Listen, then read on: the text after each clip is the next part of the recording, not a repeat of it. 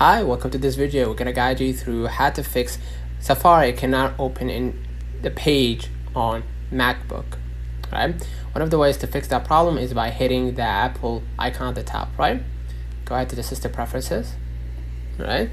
And then what you're gonna do, we're gonna change the calendar basically. So go ahead to the language and region, right? We're gonna change the region, calendar, and of course the time zone, right? So if we change the region, of course the timing will change automatically. Okay. Second way to fix that problem, if it's still, then what you're gonna do, you're gonna just hit the Wi-Fi, okay, and change it, or just click and reopen it again, meaning turn it off and turn it on again.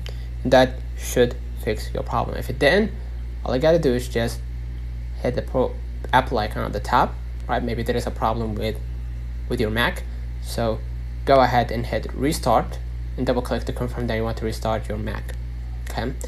Next, if the problem still persists, right, all you gotta do is just press Safari, right? Open the Safari, hit the Safari tab at the top, press clear history, and select the last hour.